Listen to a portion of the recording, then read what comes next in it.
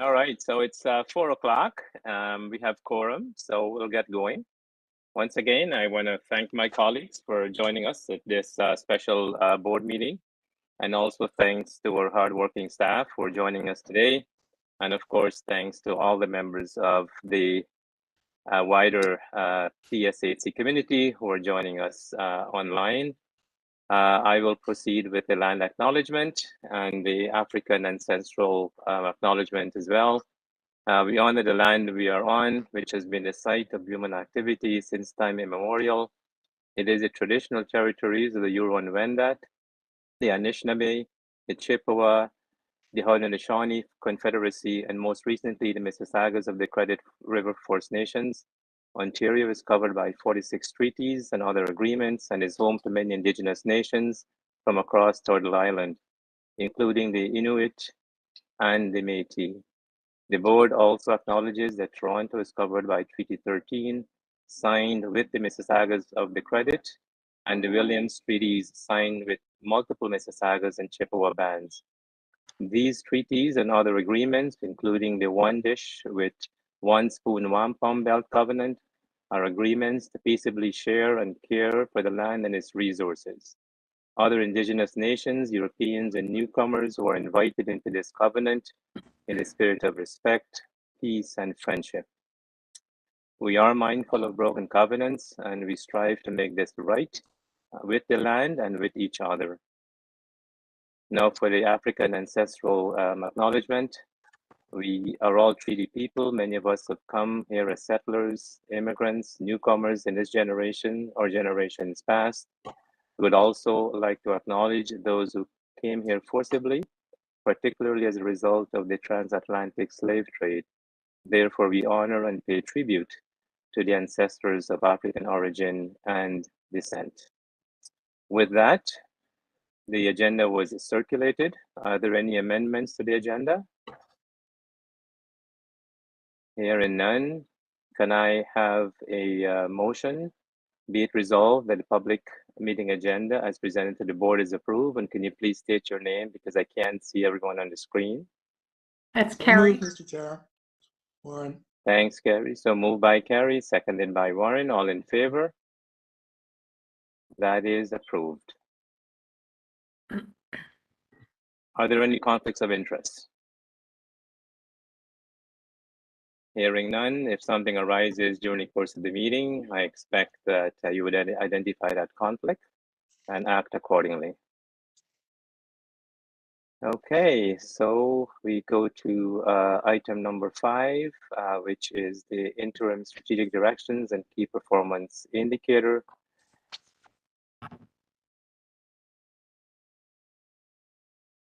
I hand it over now to Mr. Hunter. Tom? Yes, through the chair. Thank you. And just quick comments. The board is familiar with the interim strategic directions and with the work that has gone through at various levels and across our community, and just really pleased that we can be here today to now look at and focus on the action plan and the KPI components of the interim strategic direction. So glad that the group is here this afternoon to continue the work. So thank you. Thank you. And we had quite a good discussion at QTEC. So I'll ask the chair, Linda Jackson. Linda, any comments? Yeah, just a few. And I would just like to really reiterate what Tom just said. And Fareed, I really want to thank the members of the board for taking time for this special meeting. In my mind, this is actually key to the work of the board to have, confirmation and, good engagement and approval of our strategic priorities. And as many of you know, the Quality Tenant Committee met on March 9th. And I'm very pleased too that this board has been incredible in terms of your engagement. Many board members attended that meeting. And for that reason, we felt that we actually got through quite a bit of the content. And there was a few themes for those of you that weren't there that I'm just going to touch on very briefly, and then we're going to get on to the work. So at that meeting as well, there was one deputation which focused on ensuring that individual tenants are not impacted on by other tenants, and that it's important to have wraparound services. And we know that in terms of basically individual rights versus actually the safety and of all. There was quite a bit of discussion and around that, and I just wanted to make a few comments that we heard, and that was the importance of collaboration. Overall, the need for collegiality across the organization, the importance of recognizing, and this is important, the ongoing link with TSHC and the need for accountability and collaboration as we go forward.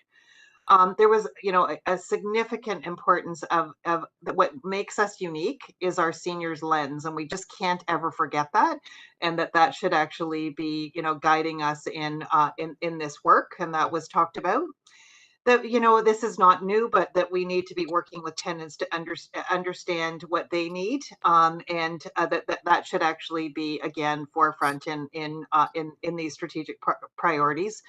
We also recognize, and I think it's becoming very clear how complex this is, that partnerships are key to aging in place and something that we have to continue to develop and nurture. And that we need to, again, speaking to the balancing the needs of tenants with complex needs and the needs of all of the tenants. We did actually have a few significant revisions, but it was really great that we had quite a bit of consensus around language. And you, in the document that you have seen, we actually have that change, a little bit of a revision to the vision. We talked a little bit about how to actually define community, and we came up with some wording around housing community as opposed to community, because we actually sometimes refer to community as the place where people live, but it's broader than our apartments or our homes, and agree to some of the other changes that you've seen in the document. So because there was such actually good commitment in terms of actually the content of the priorities, what we agreed to do today was to not actually rehash that whole conversation, because most of you were actually involved in the discussion, and hopefully you've had, for a few that didn't, have had some time to actually reflect on the documents that were pre-circulated. What we thought we would focus on today in more depth was, how are we going to do this? And that was probably, of as much concern or questions in terms of actually the content, that it's a wonderful document, and do we actually have the bandwidth? Do we have an approach going forward? And I can't believe all the work that has been done since we met just less than a month ago, in actually refining a little bit more of the execution. You can have a great strategic plan and priorities, but if you don't know how you're going to actually get there, it can just be something sitting on the shelf. So today, with all of your indulgence, we're hoping to actually focus more on the roadmap and the key indicators, and make sure that we're all on board with this. So that's the end of my comments, Fareed. I again want to thank the team Thanks. for incredible work. Thanks, Linda. That's a great summary. And thanks. I mean, I just echo some of the sentiments expressed by Linda. I think we had quite a spirited and fulsome conversation at QTEC. And Linda, thanks for your leadership on that committee as well. And also, this has been a tremendous effort by staff, of course, led by Tom and Mary. But from where I'm sitting, I see an entire leadership team coming together and collaborating and putting these strategic directions forward for the board consideration. So I'm really impressed by the quality of the information that has come together so far in such a short time. And as Linda said, the task now is for us to focus on the roadmap and try and somehow think through the operationalization of some of these strategic directions. So thanks to staff again for the tremendous effort that you've put in over the last several months, and thanks Tom and thanks Mary for your leadership. We'll now go to Grant, and Grant will present us with the KPIs. Unless there are questions for staff or for Linda before we go into the KPI. Okay. All right. Thank you. Over to you, Grant. Thank you, Fareed, and through the chair. So what I'd like to do is, in a moment, I'm going to bring up one of the elements that was in the package circulated for today's meeting, just to orient and further to Linda's overview. So there were 4 components in the report that Mary put forward in the package today. 3 of those actually are versions of what went to QTE. And I'll just reference those so everybody's aware of orientation in the package, because it is quite a large package. So as Linda noted, the consultation feedback, or what we heard document, which was discussed at QTE committee, is part of the package and for board consideration here today for information. And then the changes that were reflected from the feedback are included in an updated version of the interim strategic directions document. That's the second attachment that's in the package. Within that second attachment, there are some references to key performance indicators as well after each of the objectives, just for awareness. So those 2 documents went through QTE and were discussed in the broader context of some of those changes, as Linda noted. And the versions that are here today are essentially those versions that went forward. In the package that went to QTE, there was a 3rd attachment on the key performance indicators and the outcomes. And I'm going to walk us through that in a second. We did not actually have much time, or didn't specifically go through that in detail, and that is part of the focus here today. And I'll walk us through that in a moment. And then when I conclude, there's that 4th attachment, which is the most new piece, or the actual new piece, which is the roadmap that Mary will walk us through. And that's where we get into more specifics about what the specific actions will be and the activities associated with each of those actions over the 12 to 18 months. So I just wanted to set that context. So I'm going to be starting around page 80 on the actual package, but that's because everything before page 80 was stuff that previously was discussed at Quality and Tenant Engagement Committee. Any questions before I start that? Okay, so I'm going to share my screen.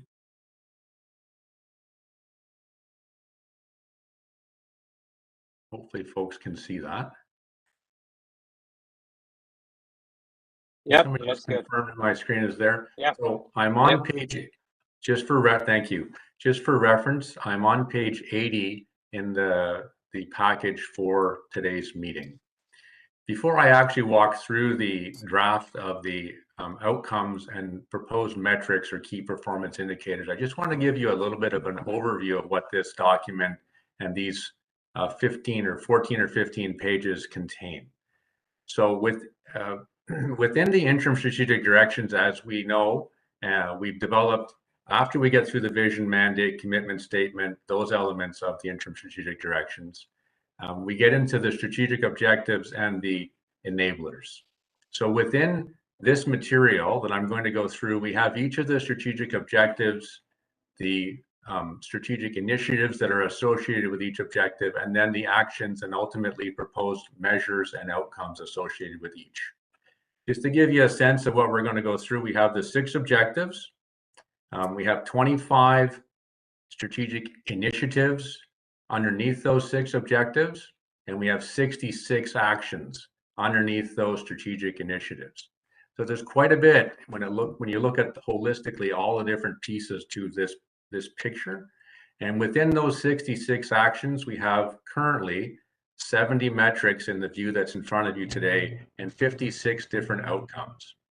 So I just wanted to kind of highlight at a high level the volume and the scope of this particular package. There's quite a bit of information in here, and the intent is not to go through each individual outcome or metric specifically, but more to give you a brief highlight and then open it up for feedback.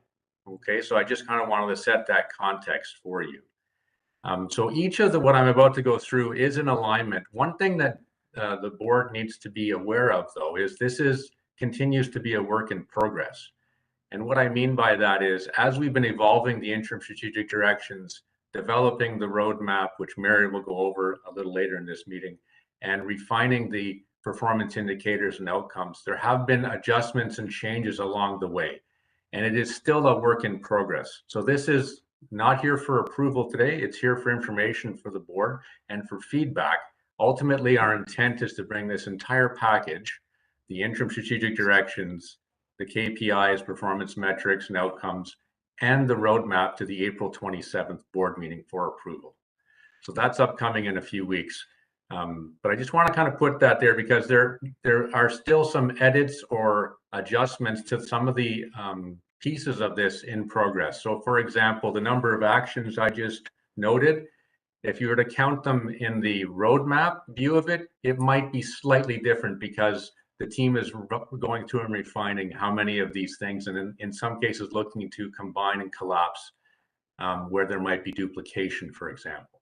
So there's a piece of work, and when Mary gets to that, she can share some of that as the roadmap is being developed, because that is the greatest level of detail around the actual activities associated with each of these. So I just wanted to set the stage for that. In terms of how we got to where we are with these key performance indicators and the metrics and the outcomes, this has gone through a process in addition to coming forward through QTE back on March the 9th. So way back in the fall, when we were just in the early stages of the stakeholder consultation and development of the interim strategic directions at the time, internally within the management team and the extended management team, we started the process to look at different indicators, and we held our own workshops internally. And these started back before the end of 2022, and became a reference point where we developed approximately 180 different potential indicators and developed an inventory of indicators that exist and indicators that we might be looking to develop or bring forward in the future. And then that became a piece of work that we used to align into the outcomes associated with the interim strategic direction, so that it was a complete holistic view, you might say, end to end, from strategy through to how we're going to measure it.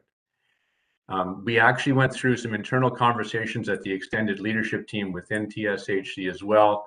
And we also reached out for some feedback, not only in the interim strategic directions, which was broadly engaged, as was discussed at QT, with different stakeholders at the city and external, including STAC. We actually had specific workshops on these indicators with the Senior Tenant Advisory Committee as well. So we actually held 2 conversations with the STAC on these indicators that we're going to go through with you today. So we've had a number of different opportunities to get feedback and engagement on these already. Key to these, and you'll see that there's a blend of some indicators that exist. Some of these are indicators that are still being reviewed for their whether or not we're actually going to be able to measure some of these things. So we're still looking into whether there are aspects we can measure or maybe more future oriented. So just for reference, it's not a complete picture yet, but open for obviously feedback. You'll see that some of them line up with the QIPs that are in progress. So there's a number of different aspects to all of this. And the goal here is to align and bring it all together. So I just wanted to set that stage before I start to walk through. Is that any questions before I go into that? Okay, so what I'm going to do is just sort of, whoops, hopefully it'll scroll. So Grant, can I just ask a quick question? Yes, yes. You mentioned the number of them were of these indicators, these metrics are already established, and there's some newer ones you're working on. Mm-hmm. What percentage is information we're already collecting? What percentage of this we're already collecting? That's a great question. I'm just trying to get a sense of how much extra work will be involved in creating new measures and, you know, new counts, etc. Just the rough estimate. Yeah, I'm going to ask, so one of the folks that's joining us today, and I should have mentioned this earlier, is one of our team members, Christine Yan. Christine, who's on the call, is actually the person on our team that's been helping to coordinate this. Okay. And Christine, maybe I could ask you to just give us a quick thought as to what our percentage of actual metrics being available is, to Brenda's question. Yes, thank you, Grant. Good afternoon, everyone. I would like to say that around 80 to 85% of the metrics that you see in this slide deck are existing metrics. There are like maybe 20 or 15% to be developed. We are reviewing. So some of the metrics to be developed, there may be some existing metrics already there, but we need to look into how we can report them more accurately. Okay, that's good to know. Thank you very much. Thank you, Christine. And behind the scenes, Christine has been working very closely with Mary and some of the others that putting this whole package together to help it all align. So You can leave your screen on, Christine. We might have more questions as we go along. So thank you for supporting this today. So just to orient you onto this view, for example, as a sample. So as you recall, we have each of the strategic objectives. So objective 1, to provide safe, clean, and well-maintained buildings and to support stable tenancies. I'm not going to go through the revisions to the language on the objectives and some of that other stuff that Mary went through previously at QTE.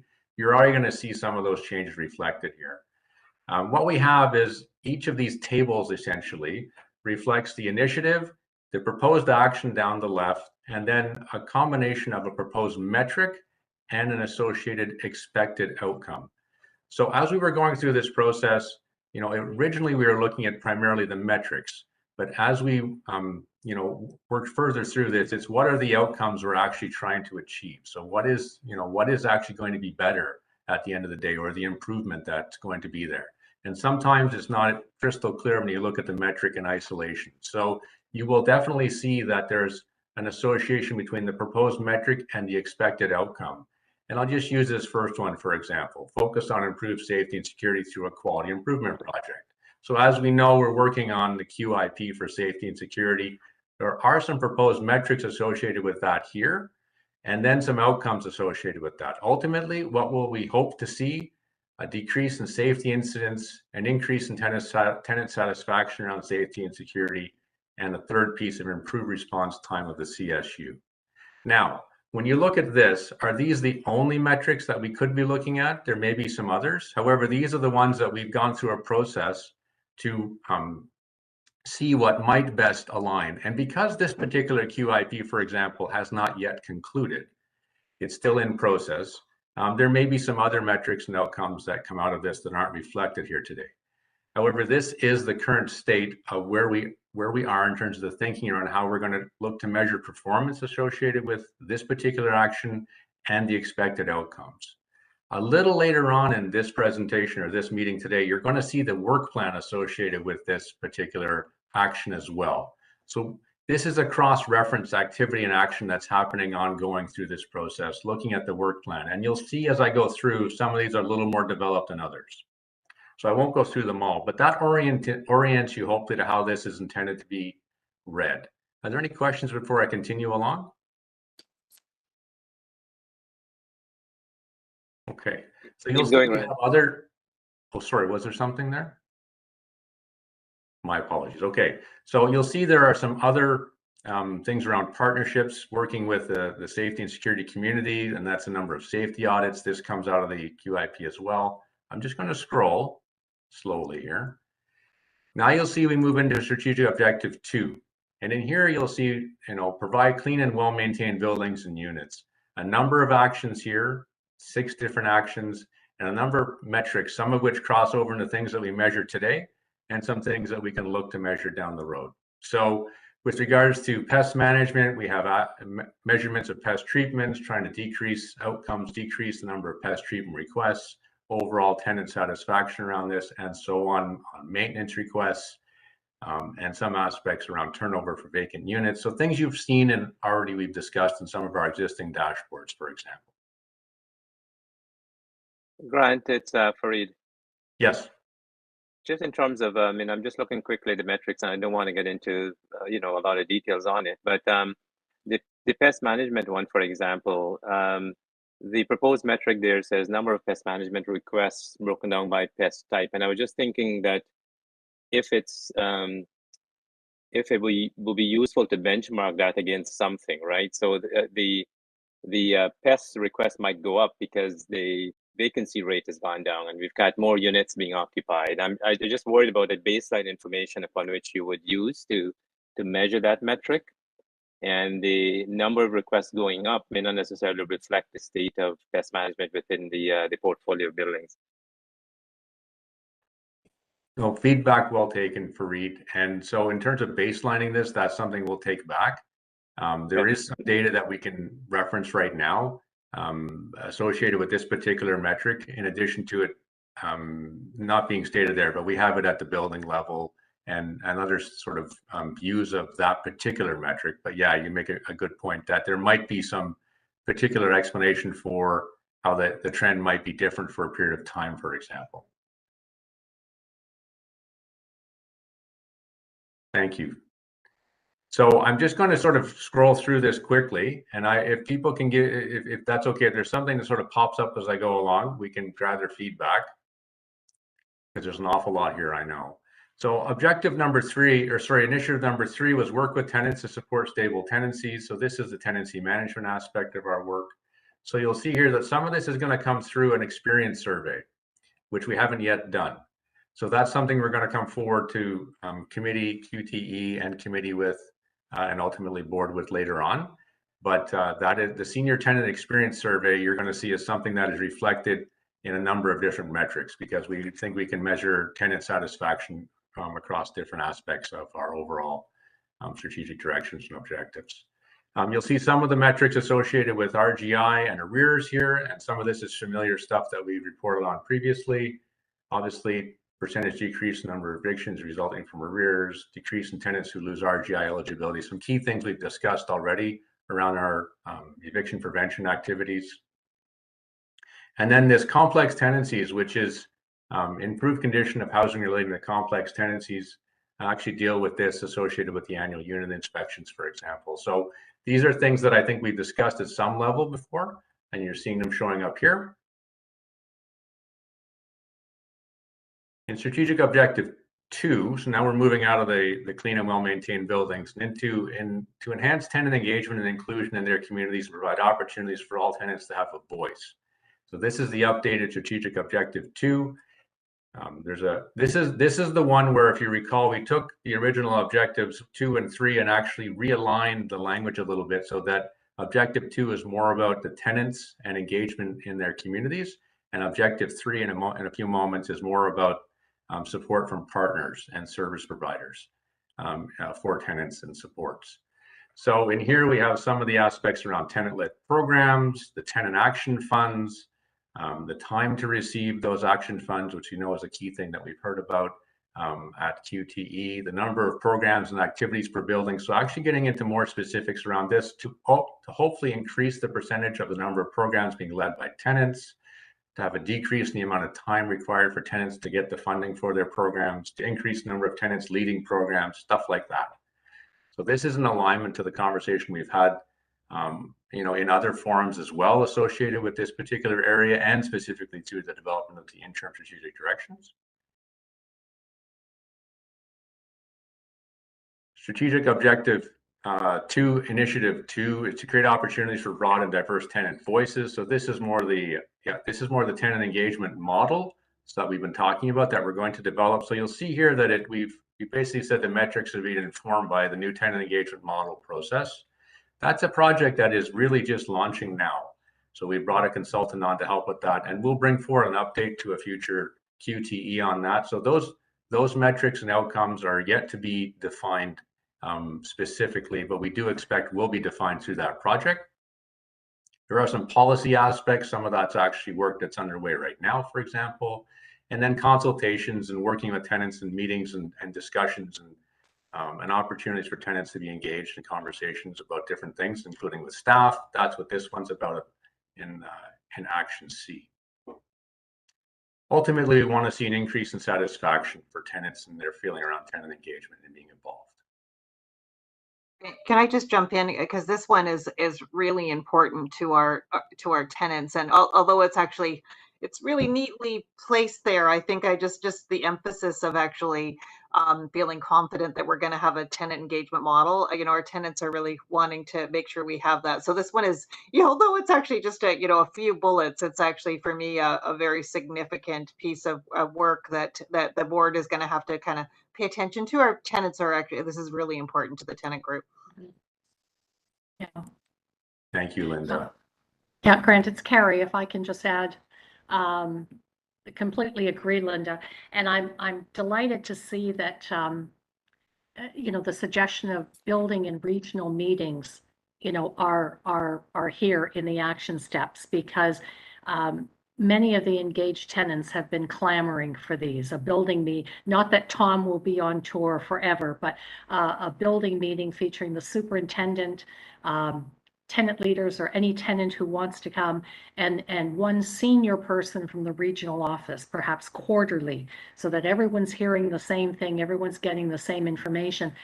And I mention that because, like, this is fantastic. It does seem to me, however, that we're hopeful of getting a lot of information from the tenant experience survey. And our experience has been that completion rates are close to abysmal. It's going to take a while to build up that, that interest. So to have another metric to gather that information, because when it's face-to-face, people will be much more open about what they like and what they don't like and what they understand. So I think the combination of those will get a lot of information. But I worry a little bit, and perhaps it's not justified at this point, but I worry a little bit about how much we hope to get from the survey. Well, because we can't make it too long. No, that's a point well taken, Carrie, and through the chairs. So we'll bring back, we're actually working on this right now, is a more specific approach to the tenant experience survey and how we can build on a previous survey we did back in 2020 when we were still part of TSHC. We actually did have a reasonably good response rate at that time for that survey. However, we want to make sure, to your point, that however we do this particular aspect of measurement, that it is something that's going to give us a successful outcome in terms of being able to actually measure several things and be able to measure from several different perspectives as well. So we are working on some different considerations. We're actually doing some benchmarking with other jurisdictions and how they're doing tenant experience surveys and how TSHC's done theirs too, for example. So there's a whole separate set of work that we're kind of going through right now to bring forward some perspectives about how we might be able to actually achieve that. So point well taken. You're right. We definitely have a number of aspects in this that will rely on that tenant experience survey, which is something we would only do every once in a while. And there need to be other ways, to your point, to gather information from tenants in different forums and regional meetings and that. So that's a really good point, and we'll take note of that too. Thank you. Yeah, one of the, if I can just add quickly, one of the things I've heard from a number of engaged tenants is to have some type of like a SNAP survey. I don't even want to call it a survey, but a SNAP assessment at the end of a regional meeting, which would give a quick, snapshot of how well the information was understood, how well it was received. And you've got, when people are there, they're most likely to respond and respond in the moment. Because there's a limit to how many surveys. I was happy to hear you say you wouldn't do it that often, but to gather everything that you need, you sort of have to make it detailed. So to be able to get those kind of SNAP assessments from time to time would I think be very helpful. Point well taken. Thank you, Carrie, and we'll definitely take that back and look to build some of those other opportunities to get tenant feedback as well. So thank you. Great. Thank you, Grant. And we'll bring back a more specific update on that to a future QTE for consideration and additional feedback. If I can just move forward, if that's okay. So the next one is. Well, hang on. Yeah, Grant, I'm sorry. Apologies. Yes. I can go ahead. No worries. I just want to jump in very quickly on the senior tenant experience survey. How do we measure that for tenants that do not utilize online platforms, or how does that survey get processed? So through the chair, so we're still looking at different considerations about how we would look at doing that. The last time we actually administered a tenant experience survey, we did it both paper-based, the sort of and online, and the vast majority of tenants that submitted that did it paper-based.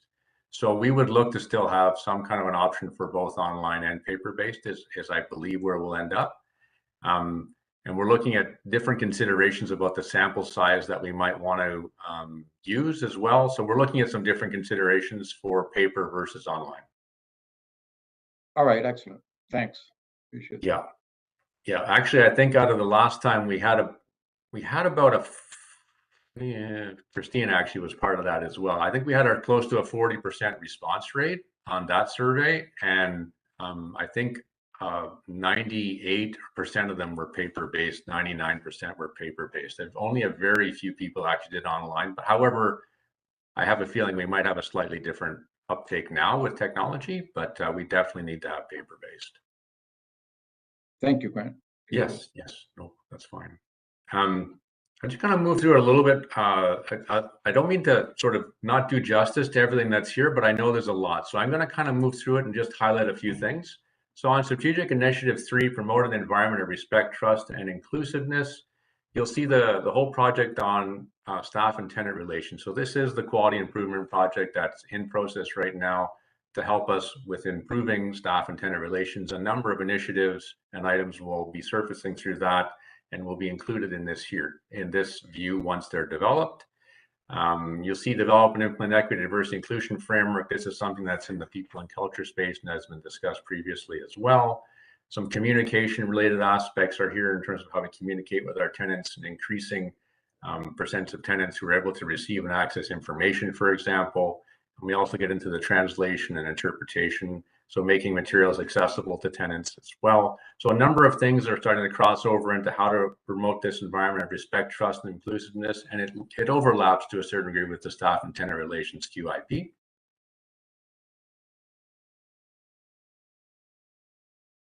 Now I'll get into strategic objective 3, which is facilitate access to services and supports that tenants need and want.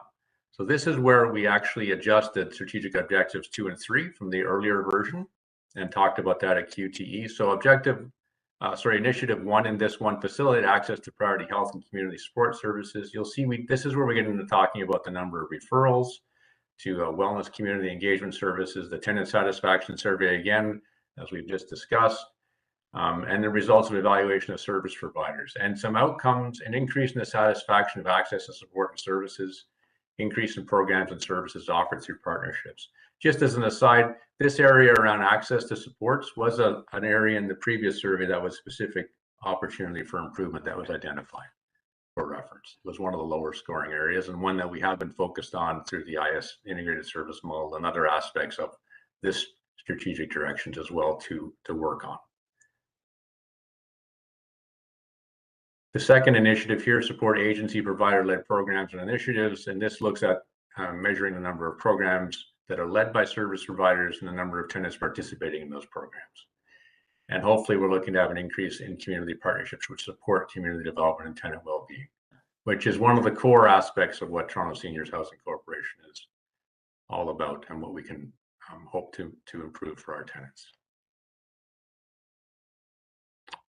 Then we move into strategic objective 4. So this is develop and promote innovation and leading practices which contribute to seniors' well-being. And if you recall, this was the objective that the board included and brought forward and when we had the first session back in December.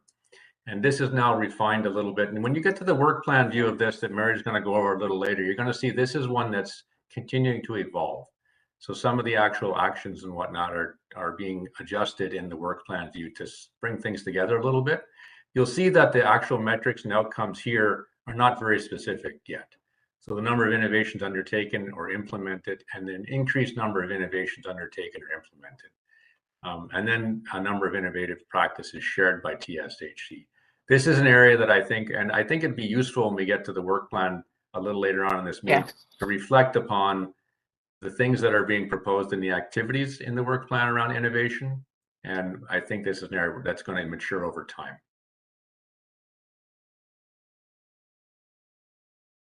And the second initiative here associated with this, design and begin implementation and evaluation of TSHC. So this is an overarching Fareed, did you have a question?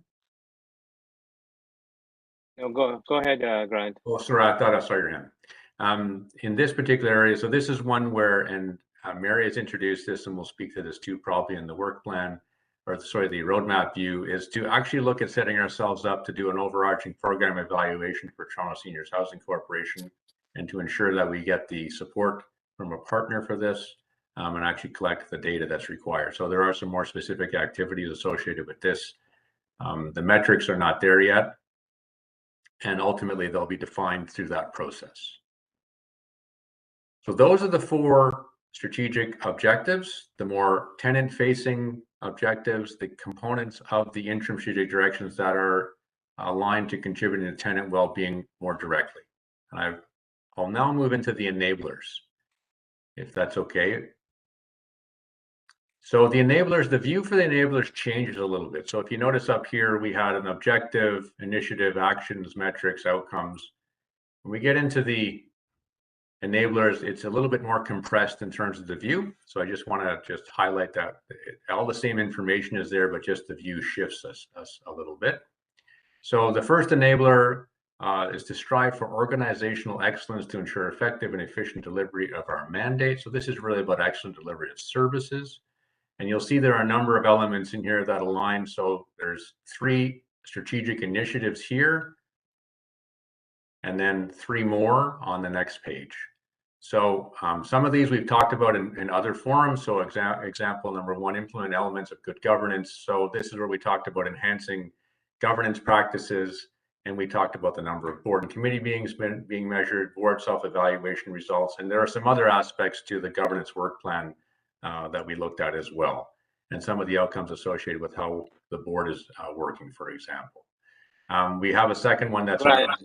Yes. Sorry, Grant. It's for you. Just in this enabler, I just want to mention that some of the board members did talk to me, for example, about training, for example, and I think that would come under implement elements of good governance practices and ensure that our governance practices are sort of in line with contemporary practices. So I know the metrics that you've listed there, and I don't want to get into a lot of details on this, but I think part of that should probably look at the potential for enhancing the skills of board members where necessary or where identified, and this is obviously would be self-identified. But I didn't want to lose that perspective that was shared with me by one of our members about the potential to enhance their own skills to better serve the board in that capacity. So okay. There might be a training component that's one of the proposed metrics that could be articulated. So we can thank you, Fareed. So we'll take that feedback. And you're right. If we looked at, I think if I recall, the more detailed governance work plan did have an element associated with that as well. Yeah. We can look to maybe lift a metric out of that into this view here for the proposed metrics for number 1. Yeah. Go ahead. Thanks. Thank you. Okay, Brenda. Sorry, Brenda. Can you hear me? Yeah. Yeah. Go ahead. Sorry. I had some comments which I'll in this very area, and I'll deal with it in the work plan roadmap area instead. Okay. But I agree with some of your points, Fareed. Yeah. Okay, thanks. You'll see in the second one here about meeting our shareholder direction and some aspects around the actions. These are the things that we report to the city on, for example, and we'll be bringing forward as part of our annual general meeting, annual report package upcoming. There are some aspects associated with our relationship with TSHC here, and there are some other amounts we've talked about in other forums about agreements and our satisfaction, things in that space, for example. On these initiatives and actions associated with the financial aspects, some of these are related to the metrics and reports that Vince brings forward through AFRC already, for example. This risk management area, you'll see there's a little bit more detail associated with that in the work plan, and we can define some metrics, I think, as we move forward. You'll see we're talking about identifying initial risks and mitigation plans. There's also some business continuity planning that we're showing in the work plan here, so some things will evolve in this. And then this last piece here about being data informed, and this is something generally that we're talking about looking at. So establishing performance metrics and dashboards at all levels. I haven't really talked about this yet, and maybe I should have mentioned it at the outset, but our intent here as well going forward, and it'll be something we'll bring to the future QTE and subsequent board, not the April 27th one, but the next cycle, is a dashboard. So a dashboard of this view, but not all of this. It will not have 70 metrics on it. It won't be all of this. It'll be a highlight or a summary view of key metrics, and we'll work through that. So ultimately, we're going to have another view of this that'll be more for the public-facing and board-facing view. This is the details that you're seeing here that will work. Some of these will be more for operational So we'll get through that as well. And overall, we've talked about becoming a data-driven organization and helping to improve our capabilities in this. And you'll see some of that showing up in the work plan as well. And in April 1, we still have a few more things to go here. So we talked about the quality improvement area. So this is, number of quality improvement projects, for example. So we're just in the, the final stages of our first 3 quality improvement projects, and we do anticipate there'll be future quality improvement projects yet to come. How we look at our policies, for example, a few things are in review right now. Our communication area, I've talked a little bit about that, but how we're going to measure some of our communications. And then the last piece, which is an area that I think needs to evolve, and you'll see the beginning of it here, which is how we're going to use technology more effectively. This is something that was added into the interim strategic directions after the stakeholder consultations recently. Then we get to enabler 2, which is to be an employer of choice by fostering a culture of innovation that engages, empowers, and supports staff. And just the notes to be updated based on continuing discussions with the people and culture team. And Dave is here today if there are questions. But under the first 3 initiatives here, you'll see some of the actions associated with a talent strategy, equity, embracing equity, diversity, and inclusion, and overall a supportive environment for innovation. Some of this is going to tie specifically to staff diversity and how we're going to look at gathering information around that. And I know we've had other conversations. A little bit about that is here. And then an employee engagement survey, which has been discussed as well at previous committee and board. So Grant, just to state the obvious, I think, again, the metrics in this one would need to be further developed. And I think some of that will be informed by the DEI survey and some of the other employee engagement survey that we plan on executing in the medium term. So yes, we would still need to do some work in this regard. That's correct. So that survey that was discussed previously has not yet been conducted. So that would help inform some of this. I do see Brenda's hand went up. Thanks, Brenda. Yeah, just on this matter, and I'll raise it again under the work plan and overview. This is talking here about the staff, but I think we should also include the board. We're asking staff and tenants and everyone to have equity, diversity, inclusion. I think we should also have some sort of slide here about board involvement in this as well. Yeah, that's a good point. Well, it's one thing, we're always harping on staff to do this, but we really have to be self-reflective as well ourselves. And all the while we know it's limited because we do not appoint people to the board.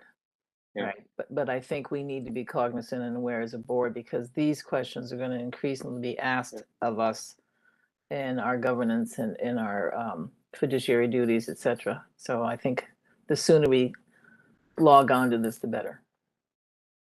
Yeah, I think it goes beyond simply diversity of membership. I think it's about process. It's about processes and practices as well at the board level. So exactly. So go ahead, Grant. We got to start wrapping up here. So, yeah. So I'm almost done. Yes, thank you, Fareed. So I'll just quickly. We're almost done here. So in the second half of enabler 2, additional aspects associated with the employee engagement survey. There are some pieces around training to improve, measure training in different ways here, and looking at the quality of training and staff that are trained and increasing ultimately employer retention and reducing turnover rates, for example. So there are a number of different aspects. So overall, we're in a phase right now where we're, and we've gathered a bit of feedback from the board here today. So thank you for the questions and the thoughts you've brought so far on this. It is quite a bit of detail. We understand that. But ultimately, we are really excited about this because this is going to give us a really strong framework for how we're going to actually measure and then drive out that dashboard view, but also how we're going to use it internally for our operations. So at this point, I'm going to stop sharing on the key performance indicators. And if there's no other questions on this piece, Fareed, I think. Yeah, I just want to pause for a few minutes to see if there are questions on the KPIs before we go to Mary on the roadmap. Any questions, follow-up issues for Grant before we move on? All right, so great, Grant. Thanks. Great presentation. I know it's a lot of Wonderful. stuff, and good discussion and great work. Okay, Mary, over to you on the roadmap.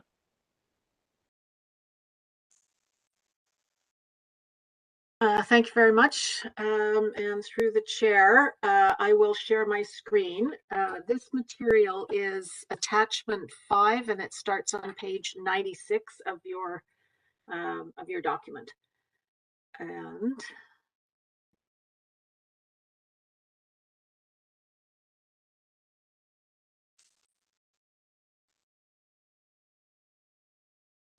okay, so are you seeing the title page? Yep. Okay, good. Yep. So just a couple of things.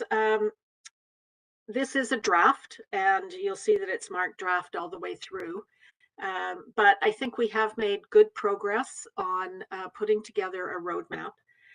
On the issue of alignment, you will see that we have made a lot of effort to align the interim strategic directions, the KPIs, and the roadmap. And there is one other point of alignment that still needs to be built in, and that is the accountability. And we will be able to align director level accountability for the items in the roadmap when the org structure is finalized.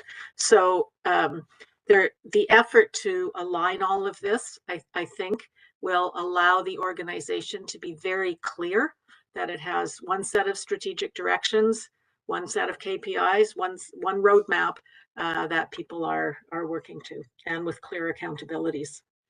I want to spend a minute on the roadmap assumptions, because there are a few things in here that may not be exactly what you're used to seeing, but we have used these assumptions, and I'm interested in your feedback on them. So the first assumption has to do with the roadmap is focused on supporting the mandate and moving towards the vision. I think that goes without saying. If people are doing stuff that don't support the mandate and help us move towards the vision, we have to ask why they're doing it. So I think everything we are able to see alignment between the work that's being done through the objectives up to the vision and mandate. One of the important things that has come up is that the interim strategic directions were supposed to be for 12 to 18 months, and a number of people have raised that, gee, these are actually probably longer term than that. But the roadmap itself is really focused on the next 12 to 18 months. So that is how we bring a rather broad document down into the time frame that we're talking about. And clearly the roadmap should be achievable. The issue of capacity has come up a lot, and we need to be sure that if we have something in the roadmap that we say we're going to do, that there is a fairly high degree of comfort that we will be able to achieve it with the capacity that we have. And so to that end, as we've been putting the roadmap together and we've been talking to staff throughout the organization, we've really emphasize this issue about what is achievable. And we've asked them to look very carefully. Are there any of these initiatives that you really don't think you can do? Fortunately, there haven't been. But then we look at the actions and say, are there any actions that you can't do? Any that should be combined or streamlined?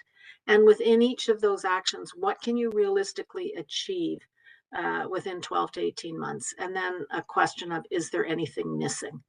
So we've really tried to work with people to be sure that if something is in there as an action and they're going to do something about it, that they feel confident that they can do it. Another aspect of the roadmap that may be a little bit different than what you have seen in the past is this issue of ongoing versus time-limited work. And sometimes in strategic plans, you only see project-based work. And it's because people would say, these are the things that are going to move us strategically. And while that may be true, in our organization, I don't know, 80 to 90% of the work is done by the staff in the buildings, and it's ongoing work that they do every day. And in my view, it's very important that everybody sees themselves in the interim, in the strategic directions, and that the work that they do is acknowledged. And even more importantly, the work that they do makes a huge contribution to achieving the objectives and the vision and so on. So the work that staff do cleaning the building is incredibly important in achieving that objective of safe, clean, and well-maintained buildings. So throughout the roadmap, you'll see here's the ongoing work, and here's the sort of project-based, time-limited things that we may be doing to initiate change or move things forward or what have you. And you know, in general, that there's more ongoing work in the operationals objectives and more project-based things in some of the other areas, and that's to be expected. The last thing that I just wanted to bring to your attention is the roadmap versus operational planning. This roadmap is not intended to be operational planning. What we've asked people to do is let us know the work that they're going to be doing. And in some cases, we'll be having targets for specific activities such as arrears or building vacancies and so on. And we have asked people to say when they expect to complete a project, but it will be up to the individuals responsible for those projects to create the detailed operational plans that will get them to that point. What we want to do is make sure that we have a roadmap that the board can keep track of and do oversight, and that the organization has agreed on that these are the things that we're trying to achieve in the timeframes. In terms of accountability, it says here that the accountable director is shown. That's not true yet, but it will be at some point. And the director will be responsible for working within their team to assign accountability below that. And the other thing that the directors will be responsible for is involving other people in the organization. So we've talked about integration of the objectives. So if there's a director that is responsible for a particular objective, but they need input and buy-in and what have you from others, then it is their job to achieve that. We didn't cross-reference things because everything would have been cross-referenced with everything else. We've got the primary accountability in the roadmap. And finally, Grant has just talked about the KPIs. I think there will be two basic types of reporting against this roadmap. The first will be, here's what we said we would achieve in such and such a quarter. Did we or did we not achieve those things? And the other will be the KPIs, and in particular, progress against targets. So before I talk specifically about the roadmap, I'm just interested to know if these assumptions sound right to the board, they make sense. Anything you would add as we spend more time working on the roadmap? Okay, go ahead, Brenda. Sorry. Brenda, go ahead. Hi. In terms of tracking and keeping on top of all this, I mean, we've talked about the dashboard being one aspect of it, but is there some way that we as a board will be able to keep track of the progress of these things? I know there'll be different reports to the board and different committees, but you know, there's so much detail here. I don't want to lose sight of it as we go forth in the next 10 to 18 months. So, is there you know, some sort of internal software program you guys use to track the steps of the work that you're doing? So through the chair, Brenda, we will take all of the, particularly the time-limited projects and so on, and make a chart of when everything is expected to be completed and report to the board on have those things been completed. So okay. If you think back to the dashboards that we provided to the board, well, particularly in the period post-transition of the work that was underway and what was red, yellow, and green, it would be something similar to that. And as far as software goes, it will be Excel. I mean, it's not going to be anything fancy, but it will be a way of knowing, here's what we said we would have completed by the end of this quarter, and did we or didn't we get it done? Good, thank you. with some comments, obviously. Thanks, Brenda. Thanks, Mary. Anyone else? Okay, thanks. Councillor Pasternak. Great, thank you very much, and thank you for this report. Now, there's a chance I missed it, but was something in there embedded about naming policies? Building naming policies and corporate naming policies. I'll look to Grant on that one. There is policy development in here, but whether that one is in particular, I'm not sure. Yeah, because what's happening is TCH is bouncing it back. It's been bounced back and forth for a couple of years, and they say we have to own it over here. So having that, certainly there's one location in mind was presented and approved a couple of years ago, a few years ago, and hasn't moved forward because of sort of the inertia of policy. So I was wondering whether a naming policy or buildings or various sites within a building, whether we've crystallized that. So I can, through the chair, I can respond if that's okay. Go ahead, Grant. Sure. So, Councillor Pasternak, so at this time, we don't have a specific direction to develop a naming policy. However, with regards to the issue that I know you're speaking to, that was brought forward at Toronto Community Housing, which they have recently forwarded over for our consideration, we are reviewing that, and we'll bring back a more specific plan on what needs to be done to further action on that, and whether we need to come up with a policy and do some engagement. There are some pieces based on the city's framework around that we are looking to, and it's a more specific policy initiative. So to that point, although it's not listed specifically in this material, we don't have very many specific policies listed here or new policies. It is something that we will be following up on. Okay, do you think you'll be mirroring the City of Toronto's naming policy or developing your own? I don't think we're at, through the chair, I don't think we're at a stage to formally make a directional statement on that. We're looking at the city's guidelines associated with that and what they've asked agencies and boards and corporations to follow, which does have some aspects that we'd have to actually assess to understand how we could ensure we're following them. I'm not sure if we need our own policy. However, it is something that needs to have further review. All right, so it's just, I'll just leave it as an undertaking by staff to come back to the board with some kind of a direction on what's prudent in that area. Yeah, it is one of those legacy issues that TSHC has been kicking back to us, and I think we got to find a way to resolve it. So I agree. I think having staff come back with a policy in this regard would be helpful. Thank you, Brenda. And I don't think you have to reinvent the wheel with Exactly. with a 30-page document. You know, I mean, I think if we mirror the city's policy with our own refinements, if we can tinker with that, I think that's a good way to go forward. Yeah, I agree. I don't think we need to reinvent the wheel on here. Okay, thanks. All right, thank you. Just a quickie. What is a naming policy? I have no idea what you're Right, talking.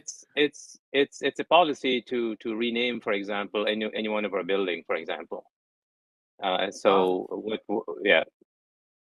So naming the building. Yes, or renaming the building. Either one. So that has been a long-standing issue. I don't know the history, but it's been one of those legacy issues that has been transferred to us through the TSHC. So we just need to find a way to resolve some of these. Fareed, could I just have a comment? I don't know, Tom. Sorry, for sure. Yeah, great. No, I have my hand. So just through the chair to the balance of the board members, I just want to show you, I received this letter from TCH probably 2 or 3 weeks ago. So there has not been, it's a very new issue. I, in fact, was going to provide a verbal update at the board. So I just want the board to know that this is new to us, and we're working through it.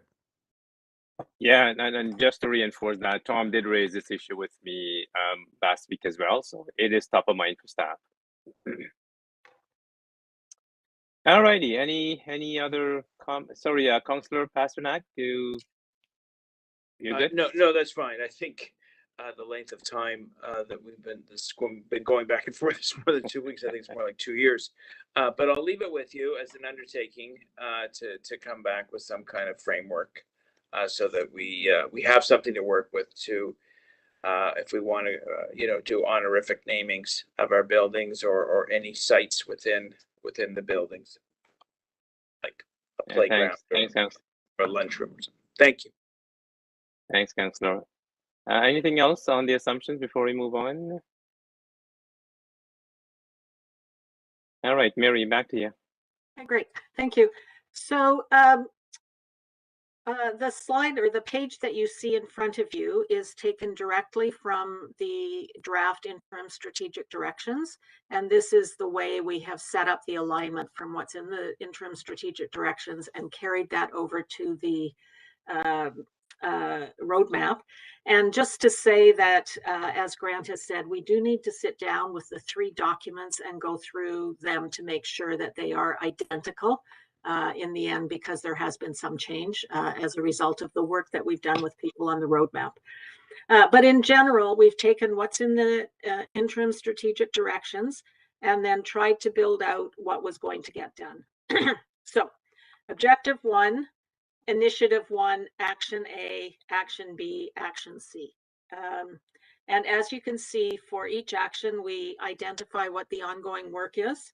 So with the safety and security, we obviously have a placeholder there, but we do have that we're going to finish the QIP and we're going to develop the implementation plan. And if there are time limited items that will get built in here. As far as the partnerships with safety and security organizations, obviously working with CSU is an ongoing thing. The community safety advisor will continue to connect with Toronto Fire and Toronto Police Services. On a more time-limited basis, we do see getting a memorandum of understanding with Toronto Police Services for information sharing with Q4 2023. By the way, we started with Q2 2023 and worked forward 6 quarters for 18 months, if you're wondering where these things come from. And then the safety audits, we will work with TSHC to develop a schedule for safety audits and then address the findings. There are some findings that we can do ourselves, which we have a time frame for, and then plan for each safety audit the implementation aspects that are belong with TSHC. Initiative 2 is provide clean and well-maintained buildings and units. And again, we have a placeholder for the QIP recommendations on pest management at the top of the list here.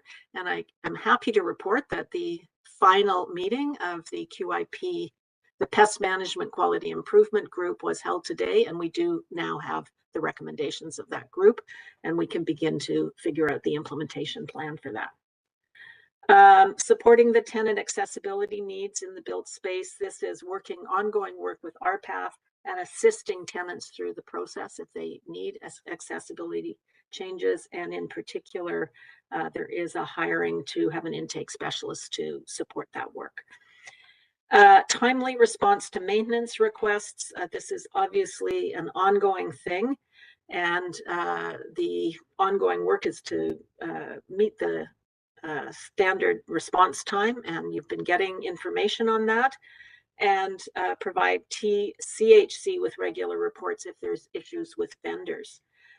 From a time-limited point of view, though, there has been a conversation that we need to better triage urgent versus regular requests, and there is a target for Q3 2023 to have that more refined system in place. And high standards of cleanliness, regular building cleaning according to the schedule, and then use the home clean buildings quarterly inspections and follow up, and quarterly reporting on all the actions. So there is a standard, and they are reviewed quarterly. Action E there is the vacant units. You know that we have a target from the city, and you have been receiving reports from that. Work with TSHC to set priorities for capital investments. So there needs to be an annual capital plan, which is done in Q3 each year, and then provide quarterly reports on the progress with that, and include capital plan as part of the building meetings that will be held in each building with the tenants. Action G is support tenants to understand and be accountable for the key aspects of their lease. And Grant talked earlier about a new leasing package and orientation for tenants, which is under development. And I think part of the idea is that, excuse me, there is so much information when somebody gets their lease that there needs to be a way to share that better, but also to have a second meeting or a second opportunity to talk to them about that. And as we talked about assisting tenants with their RGI as a way of avoiding tenants losing their RGI unnecessarily. And finally, the work with the complex tenants and to improve the conditions related to that. And this is something that the complex tenancy team is doing on an ongoing basis. So that is a very quick summary of both the ongoing and time-limited work that would be undertaken with respect to strategic objective number 1.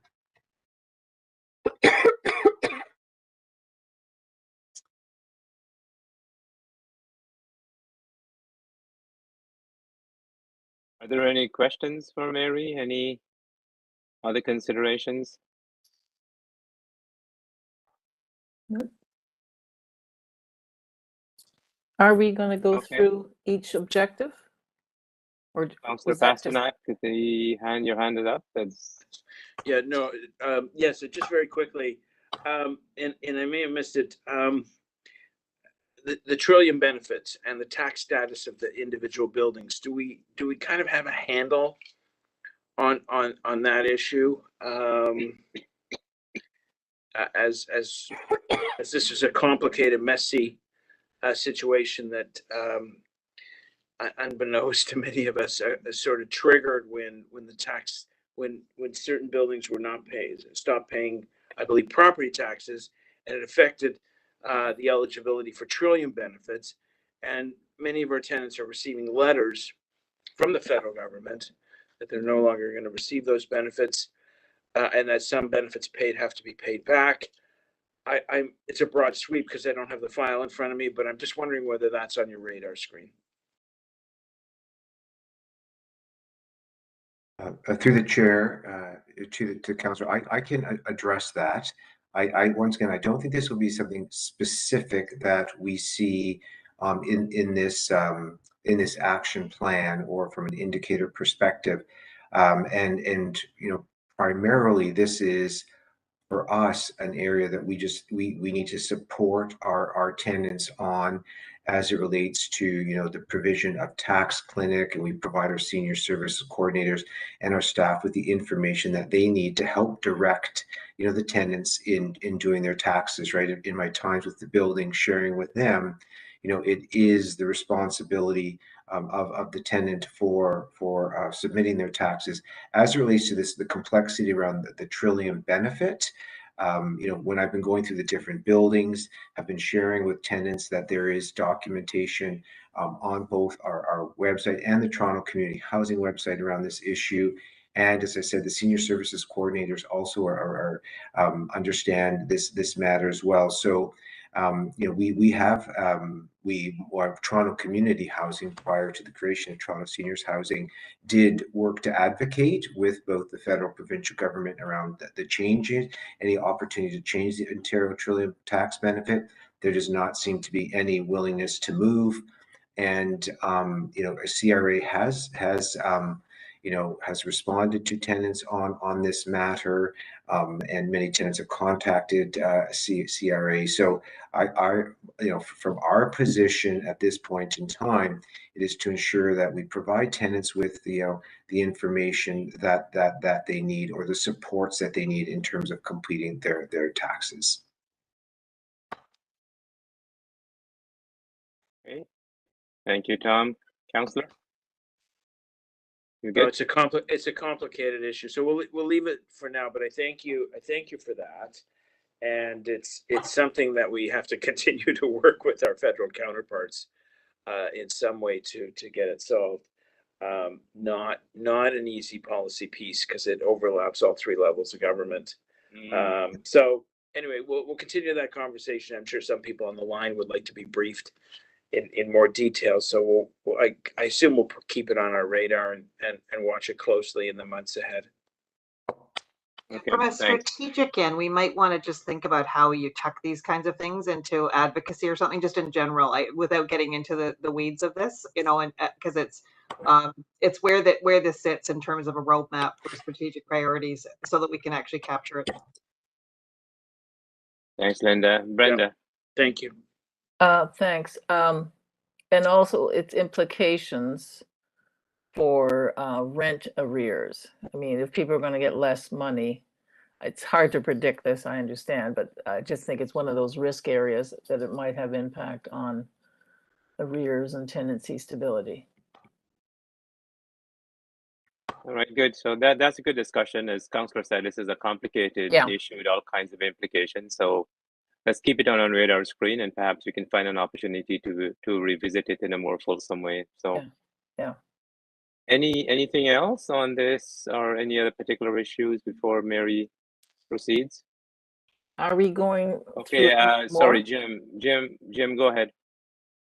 Just a quick question around this issue with Tom. Can't hear you. You're cutting in and out, Jim. Are all of the buildings that are part of TSHC affected by this? Or is it just some buildings?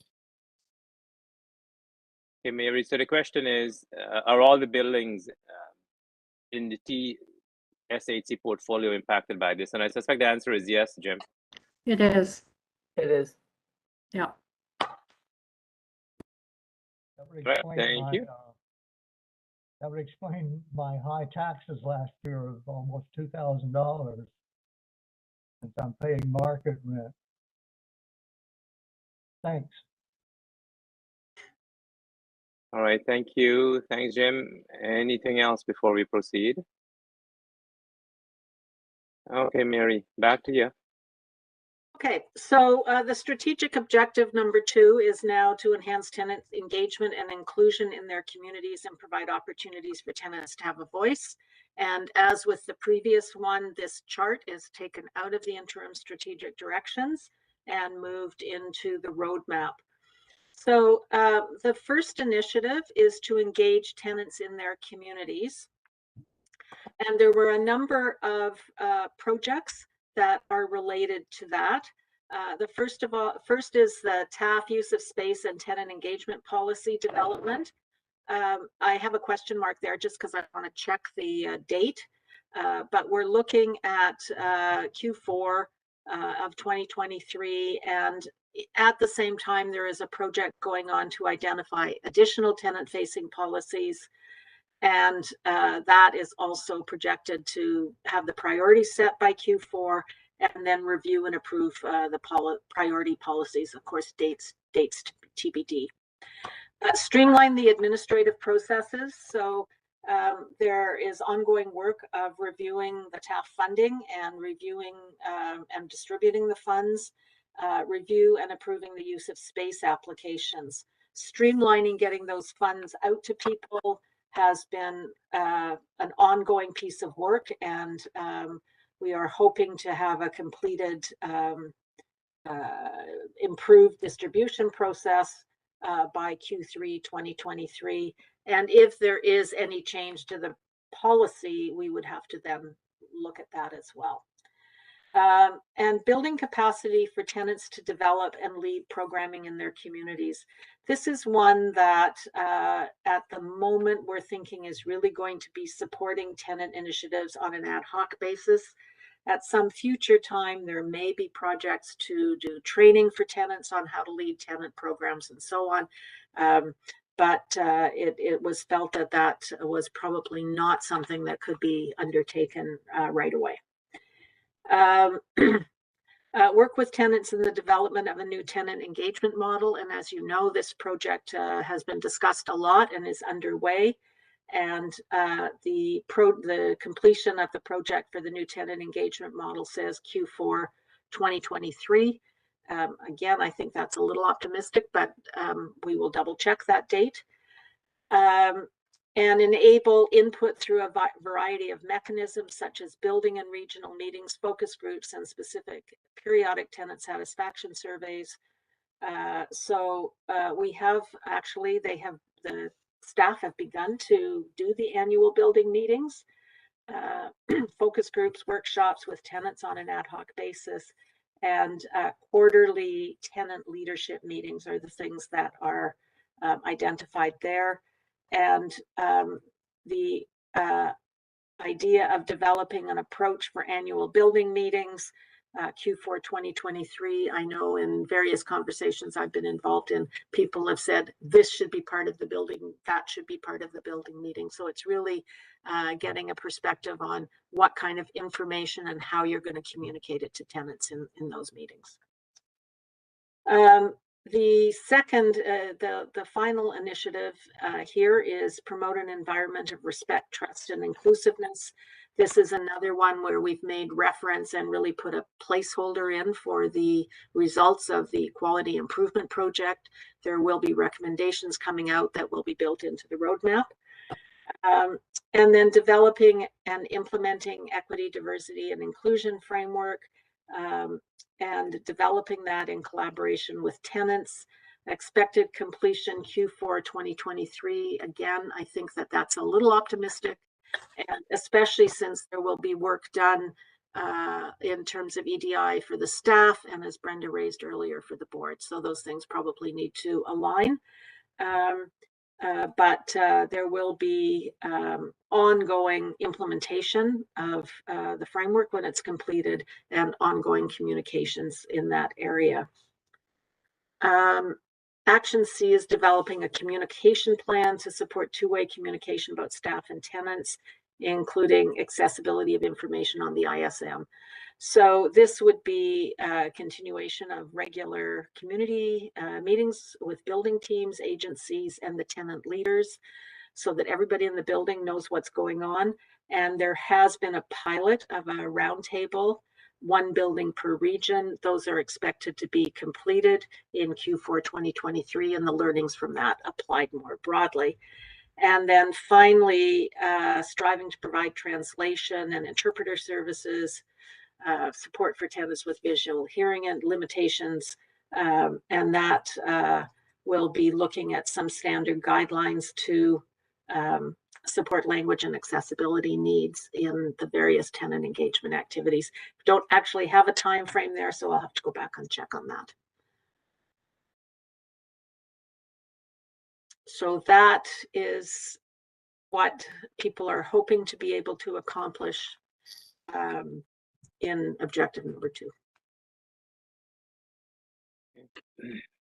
Just a quick comment, Mary. If we're thinking that we're being ambitious, just because I think that has been, it really is a lot. When you look at all of this together, should we try to extend just so that we're being, it's just a thought. Through the equity inclusion framework that you mentioned? Yeah, I'm planning on going back to everybody and double checking these dates. And where I'm feeling that it's a bit optimistic, I'll raise it with people. It's kind of like they're committing to getting it done, so it needs to be realistic. Yeah, thanks, Linda. Thanks, Mary. Anything else from anyone on this particular? Okay. All right, Mary, continue. Keep moving. Okay, so the third objective, this one has been tweaked a bit as a result of doing the work plan.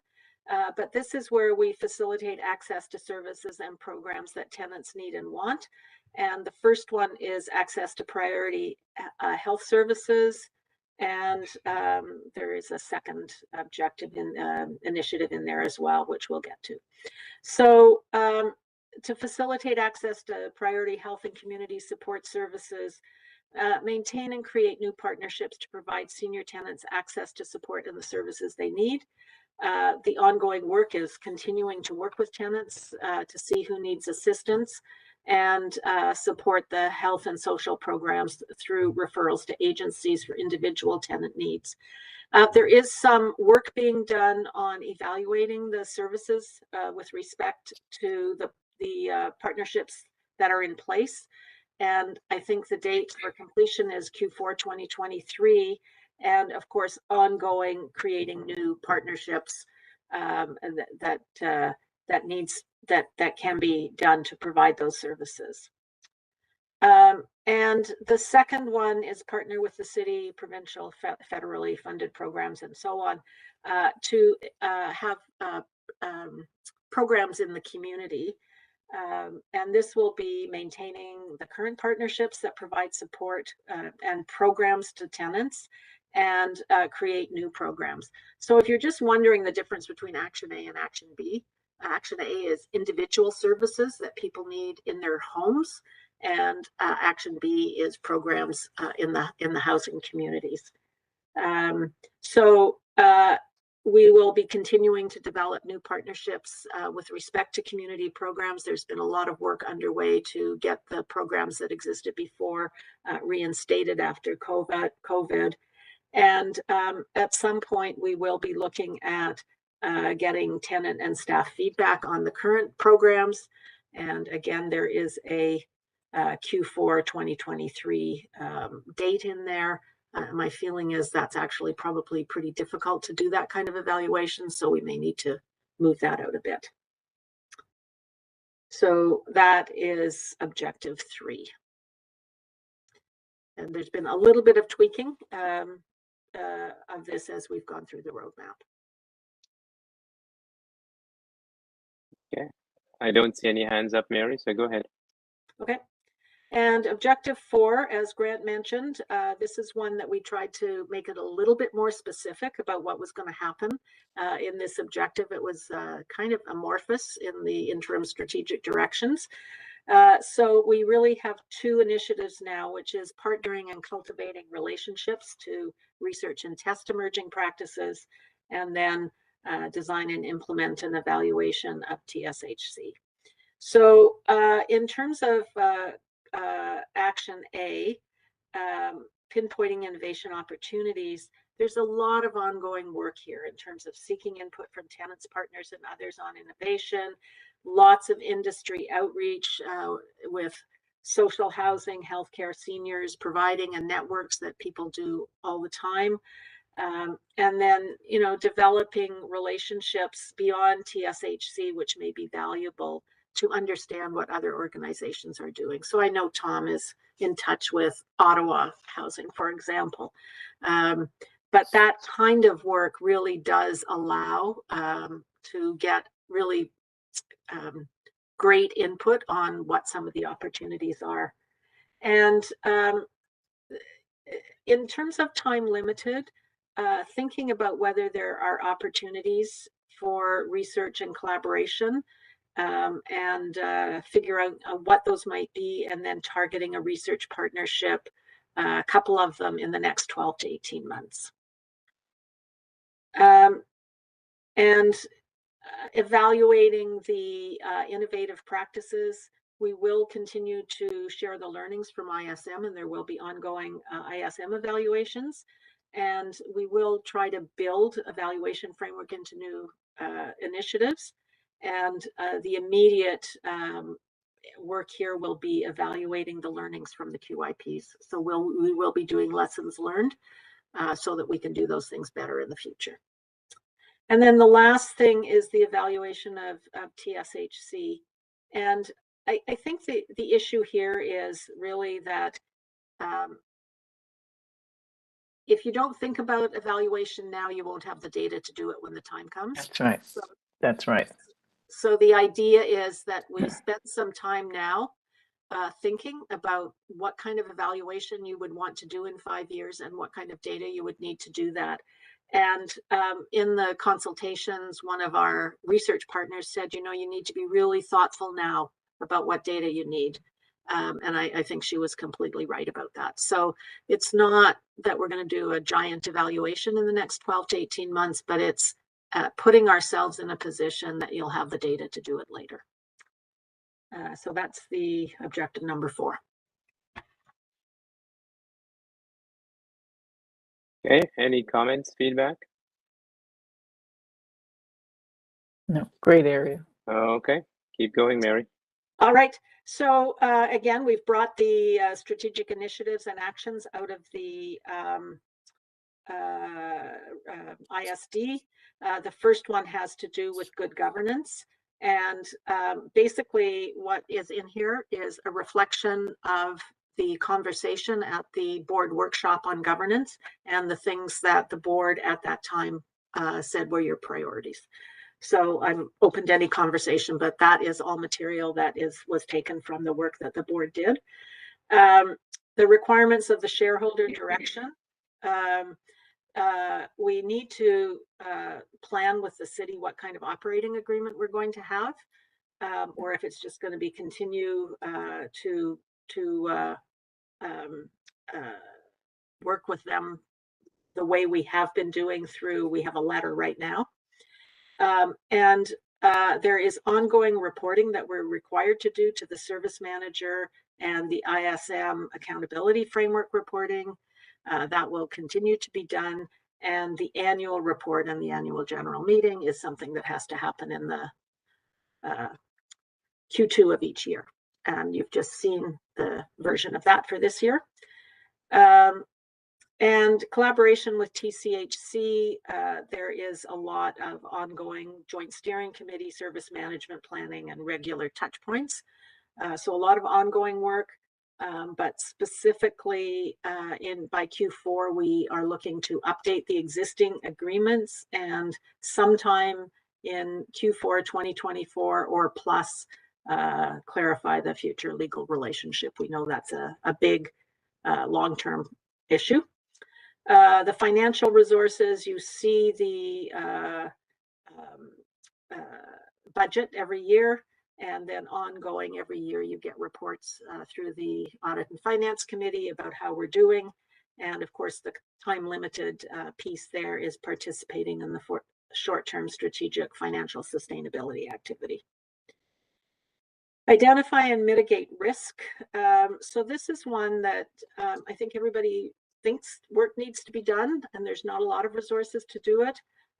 But looking to a risk management scope for Q3 2024 and a risk assessment and implementation, at least at a high level, maybe not a fulsome one, or by Q2 2024. And we've separated out business continuity and emergency response, and continuing to participate in business continuity exercises, obviously ongoing incidents response, and hopefully have a full business continuity plan by Q4 2023. And the data stuff, I think Grant talked about in some detail, so I won't go into that, but we know we're doing the metrics, the dashboard, and the tenant experience survey. And quality improvement projects, so we have the 3, they are almost finished. We will be doing a lessons learned and reviewing and adapting the approach and deciding on whether there's additional QIPs. Plain language policies, really, we need a plan on this to figure out what the priorities are. And in the meantime, we will be doing the policy initiatives, unused space, and TAF. And there is ongoing work to finish the transition policy cleanup by Q4 of 2023. Communications strategy. There's a lot of ongoing work, senior speak, staff bullet, and so on. But the communications time-limited projects are looking at the communication support, staff onboarding survey, and so on, supporting the listening tours, the annual report, the new intranet, and branding. And the new intranet and branding are now seen as activities sort of after Q4 2024. And finally, the use of technology. This one is a little bit puzzling because we are so dependent on TSHC, but there is work on the intranet contract renewal that we're working with them on. SharePoint cleanup and management we need to do because there will be a TSHC deployment, and then opportunities for mobile computing, better identification of homes requirements, and the internet solution. So there is a lot just to keep the organization developing as an organization. And Brenda? Yeah, thank you. On page 116 about relationship with TSHC. Yeah. I'm just looking at my notes here. And it talked about the joint steering committee. Has that actually been implemented, or is that something we're working towards? I know we were supposed to have that set up ages ago, and there was some delay on that. So I'm just wondering, is that something that's currently in place? Tom, you want to respond? Okay, yes, through the chair to Brenda's question. So the joint steering committee has been in place. That was with the at the senior level. Yeah. So that has been in place, and in fact, Okay. we have a meeting coming up in May. But Brenda, there was a point around the board's meeting, right? And so representation separate one. that Yeah. has not been implemented. And I mean, we're right in this financial sustainability plan right now where the Yes. board is involved with Ernst & Young, and so I would think coming out of that financial sustainability plan, we will look at something more formal to reflect that relationship. Thanks.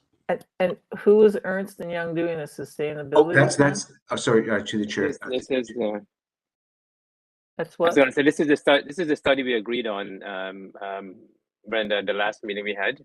Yeah. This is the review. Yeah, this is the review being done jointly for us and TSHC by Ernst & Young. This is the same kind of a program review study they did, fiscal efficiency study they did for the broader city. So they're doing that. We agreed at the last meeting to have them do that for us as well. So. And that's looking I'm sorry, I don't understand. What is it looking at? Our ability to sustain ourselves financially, or are there other measures they're looking at? Through the chair. So our Toronto seniors housing, our kind of involvement, or what is being looked at, is just the efficiencies, the effectiveness between this relationship with Toronto community housing and Toronto seniors housing, primarily from a financial perspective. I see. Okay. And secondly, on the risk mitigation, where are we now? That's further earlier here. Just a couple points on including, hopefully, environmental aspects. I mean, I know risk mitigation can include a number of things, but I'm just thinking in terms of we need to address what happens if hydro goes out for a whole district of the city and people can't use elevators. Any building calamities, we don't want another, what's the one, the Muse one down in the Queensway. And Swansea Muse, thank you very much. And storm effects. I just think we need to start looking at environment. I'm not a big environmentalist, but I know you got to look at some of this stuff because it's going to have an impact on us. So I'd like if we could, to have that risk expanded a little bit in definition. And just Brenda, just to build on that point that Brenda raised. I mean, it's a really good point. I'm thinking about it more in terms of emergency preparedness, and was wondering, So I was wondering whether, we are making that distinction, because I see that as emergency preparedness and our ability to be able to deal with whatever emergency we are experiencing, whether it's environmental or otherwise. Mm-hmm. I don't know, Mary or Tom, if you want to sort of provide a comment or two on that, where this would sit. Through the chair, I can start, and then Mary or Grant tries.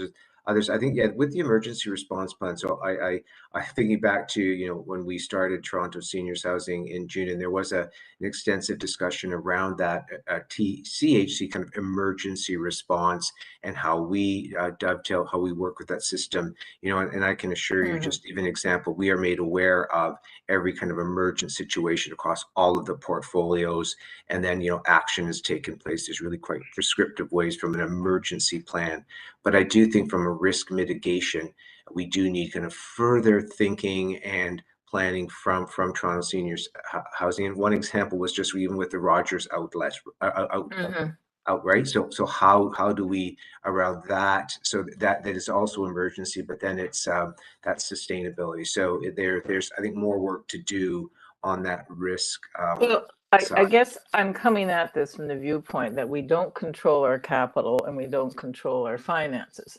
Now, these are the two main things of power and control that any organization has, and that helps you control whatever risk you might have. So given that we are highly dependent on an outside body, but we bear the blame if the crap hits the fan, so to speak, I just think we need to be very conscious of what, you know, potential risks are, whether we call it an ongoing emergency response plan or something else. But I think there is an overarching risk for me until I get resolved some of these issues around capital and financial controls. And I won't be satisfied as a board member that I'm doing my job fully until I have some of these things addressed and finalized. And it's taken a while, as you know, to do this. So I just think it behooves us as an independent board, even though we have interlocking relationships, that we need to be cognizant of this. And this applies as well to our partnerships and to our vendor and contractors. You know, I was, as you know, very disappointed when we just continued over the same existing contracts from Toronto Community Housing without our ability to really understand what we're getting into or really review those relationships and how effective they were. So, I mean, this is kind of the approach I'm coming from, but I think it behooves us in our, you know, fiscal and fiduciary responsibilities to be cognizant of these risk things and not just be stuck in this always after you, Alphonse, possible situation. And you know, a simple thing like the elevators is we heard those complaints on your tourist town. I mean, can you imagine if a whole section of, and this has happened in Toronto, a whole section of the city go down hydro-wise, and our folks can't get up the elevator to their apartments. So those are my comments. Okay, so, Linda, go ahead. Yeah, Thanks, maybe a way to capture this in this document would be a more comprehensive risk management registry. Like we almost have to develop a framework to actually be able to identify the top risks, and because I think we don't want to go into the weeds in terms of, and I agree with you, Brenda, I think that's a really good point, but maybe some kind of regular risk reporting that kind of like highlights the things that are actually at the high level, and it particularly how we actually mitigate things that are beyond our control, which might be, you know, holding TSHC accountable for, you know, these high risk areas. So maybe just beefing up the language a little bit, Mary, in terms of, it's a big chunk of work as well. No, I understand that. Would require that. Yeah. But the sooner we get on it, the better. And okay, because thanks, you know they won't Linda. take responsibility if ever that happens. So the buck stops with us. Anything else on this particular issue? I'll just comment through the chair. I will beef up the language. In my view, risk assessment and mitigation plan, the first thing you do is what are your categories of risk, and then build your risk registry. So we can build that out. And we have separated out like business continuity and emergency response, which is the more short term. Are you ready if something happens?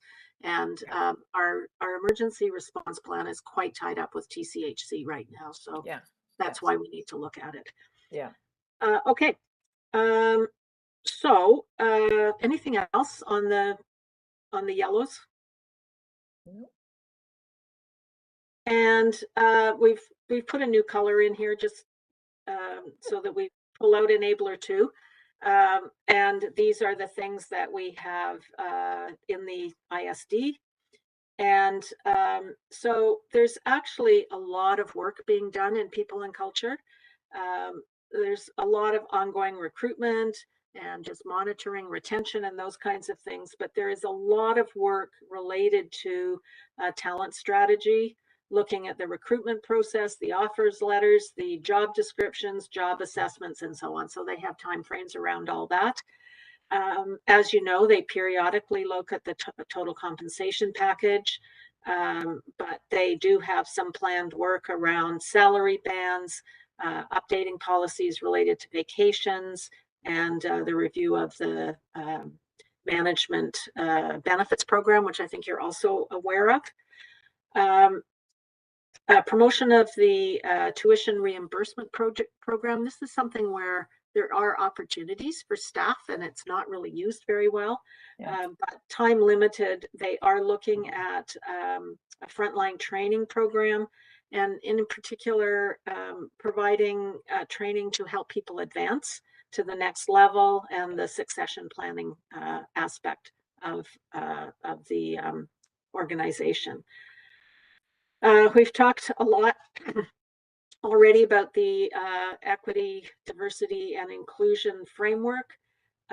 So they're looking at a framework this year and making sure that all the policies are AODA compliant and policies are reviewed to remove systemic barriers. And you can see those things that will be an ongoing thing based on priority projects. And education, training projects, programs on that, looking to roll out in Q2 of 2024. And an approach to testing the innovative ideas in the workplace for this supportive environment. And so how do we know if we're providing that and they're looking to develop that? Positive work culture. And so we will be doing the employee engagement and EDI survey and the action plans that come out of that. Respectful relationship with the labor partners is an ongoing thing. They have regular meetings and responding to things as they arise. And then supporting managers to provide ongoing feedback, guidance, and recognition to the staff. And so there will be training for the managers on employee and labor relations, as well as ongoing support. And we've talked about the tenants having an improved approach when they become new tenants, but the same thing with onboarding. So they're looking at onboarding throughout Q3 2023 and looking at the job specific skills up to 2024. Reviewing the health, safety, and wellness. And there's a number of initiatives for the health and safety policies within the next little while, and also promoting the family assistance plan and a culture that's inclusive. So there is a lot that the people and culture have taken on. One of the things that's in here is that they will be looking at the training around seniors focus or seniors lens as part of the overall culture that they want to create in the organization. So I just wanted to call that out. Wow, Dave. They have a lot. Yes. Yes. Yeah.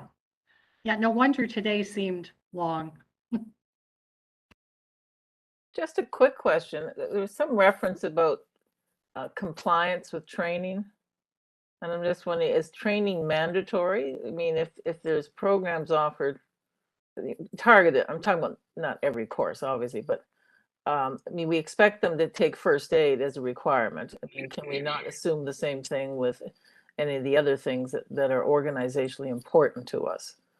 So that would be my only comment and suggestion, that there be some sense that, and maybe we need champions, staff champions, you know, like we need tenant champions, we need staff champions who would encourage participation and buy-in to things.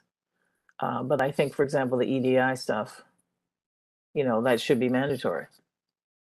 I don't know what the policy is on that, but that would be my comments. That I like the plan here, I like some of the steps. But if we're really trying to espouse a certain organizational culture, then I think it should be something that should have some kick, some oomph to it.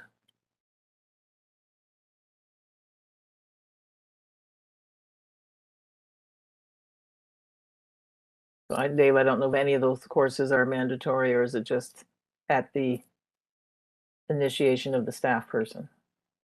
Through the chair, there is a fair amount of our curriculum that is mandatory for new employees onboarding.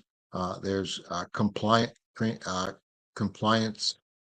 training that's related to, for instance, occupational health and safety, and some regulations related to the operations of the building. Yes. And so that's all mandatory. Right. And then a lot of the training around EDI, it is, well, like, for instance, we're doing the anti-black racism training now, rolling it out this month for the over 2 months for the whole corporation, and that is mandatory. Okay. I know it's always a balancing act, but I just think if we can make some of these other things a requirement, then some of these other things could be a requirement too. Absolutely. Those are my only comments. Thank you.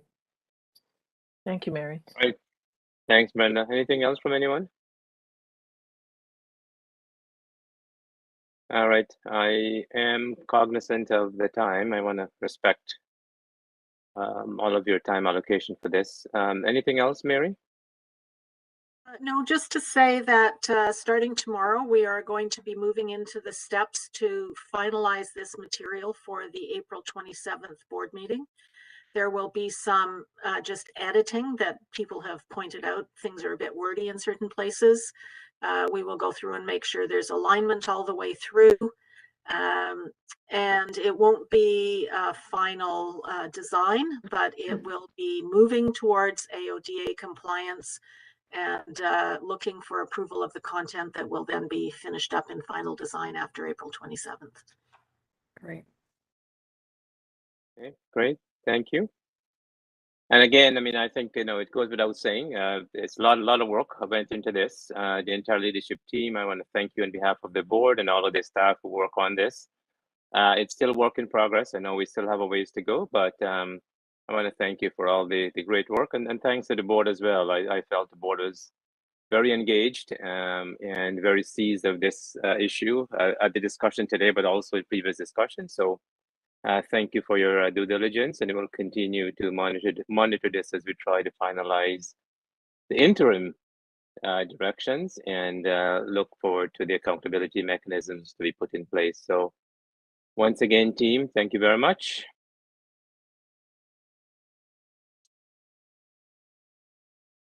If there are no other issues, I don't think there's anything for us to move or adopt.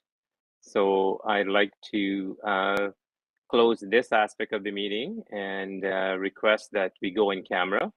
And the reason why we're going in camera is that we're going to be dealing with issues that contain a personnel matter.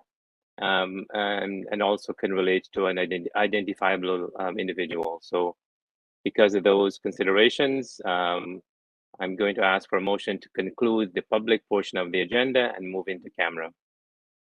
So move. Seconded, Linda. Moved by Brenda, seconded by Linda. All in favor?